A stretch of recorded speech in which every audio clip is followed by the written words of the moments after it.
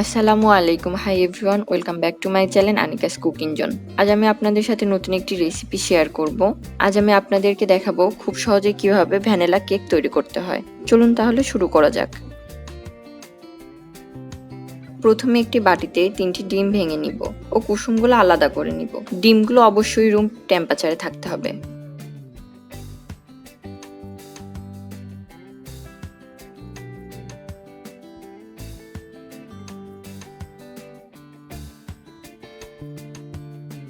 এবারে ডিমের সাদা অংশ আলাদা করে রেখে দিব এবং কুসুমগুলো বাটিতে নিয়ে নিব।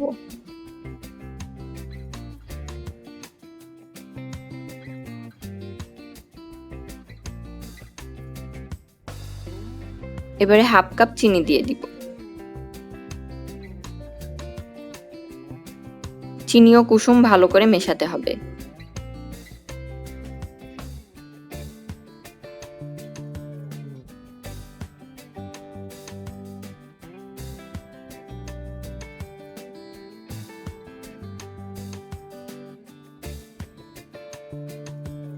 চিনির দানাগুলো মিশে গেলে এর মধ্যে দিব 2 টেবিল চামচ সয়াবিন তেল।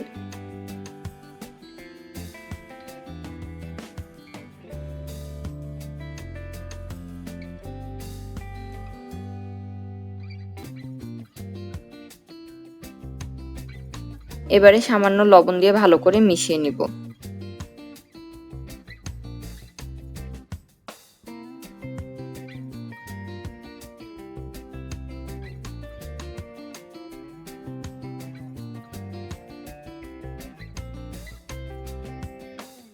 এরপর দিব 1.5 টেবিল চামচ কৌটার দুধ।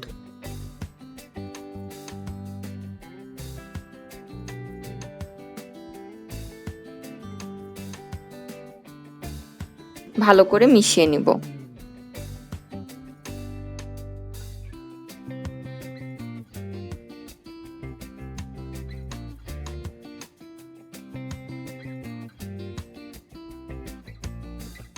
এবারে হাফ কাপ ময়দা দিব।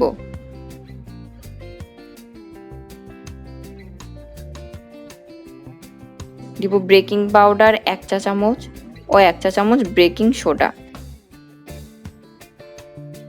এবারে অল্প অল্প করে চেলে নিব ও আলতো হাতে মিশিয়ে নিব।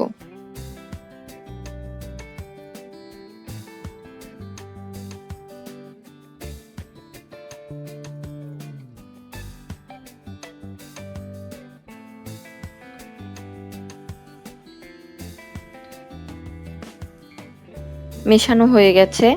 এবারে এর মধ্যে আমি লাল রঙের ফুড কালার দিয়ে ভালো করে মিশিয়ে নিব।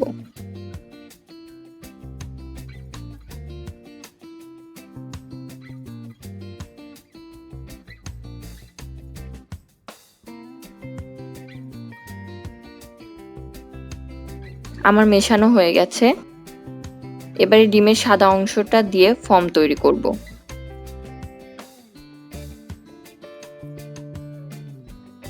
দশ মিনিটের মতো নাড়তে হবে। আমার ফর্ম তৈরি হয়ে গেছে।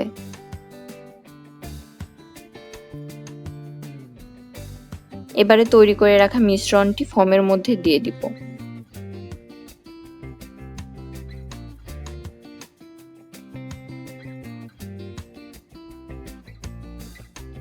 ভালো করে মেশাতে হবে।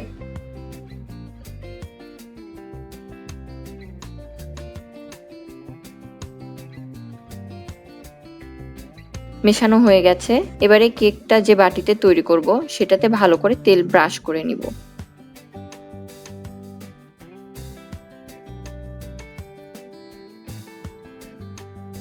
এরপর বাটির ভেতরে A4 সাইজের কাগজ নিয়ে নিব। কাগজটি অবশ্যই বাটির মাপে কেটে নিতে হবে। একইভাবে সাইড দিয়ে কাগজ লাগিয়ে নিব।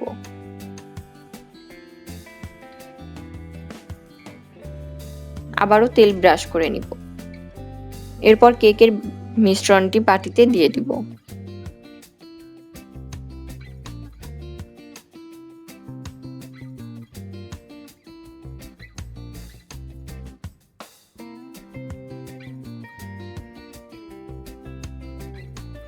এবারে বাটিটা ঝাঁকি দিয়ে নিব।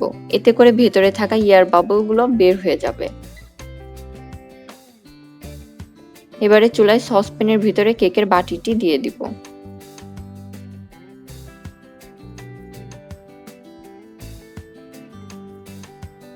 এরপর ঢাকনা দিয়ে উপরে ভারী কিছু দিয়ে চাপা দিয়ে দিব। অবশ্যই এই সময় চুলার আঁচটা মিডিয়াম হিটে রাখতে হবে। এভাবে প্রায় 40 থেকে 45 মিনিটের মতো রাখতে হবে।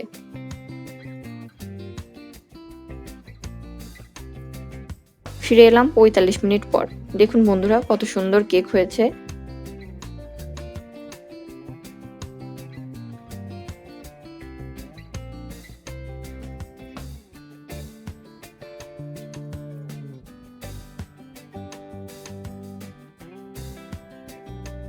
এবার একটি সুতার সাহায্যে কেকটাকে মাঝ থেকে কেটে নিব।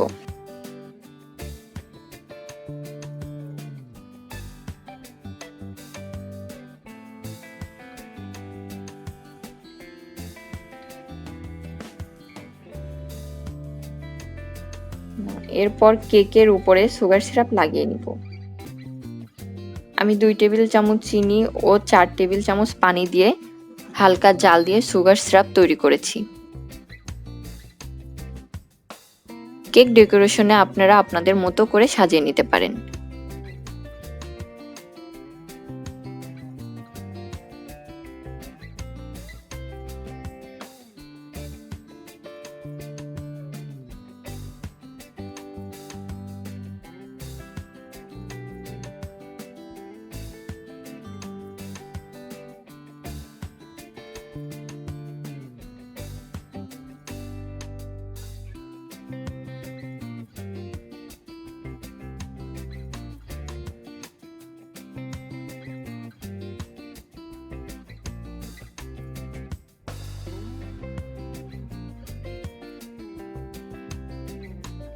আজকের রেসিপিটি ভালো লাগলে অবশ্যই আমার চ্যানেলটা সাবস্ক্রাইব করবেন এবং মজার মজার রান্নাগুলোকে সবার আগে দেখার জন্য বেল আইকনটিতে ক্লিক করবেন। আপনাদের কোনো রান্নার রিকোয়েস্ট থাকলে তা কমেন্ট করে জানাবেন এবং আমার রান্না ভালো লাগলে অবশ্যই একটি লাইক করবেন। আজকের মতো বিদায় নিচ্ছি। আল্লাহ হাফেজ।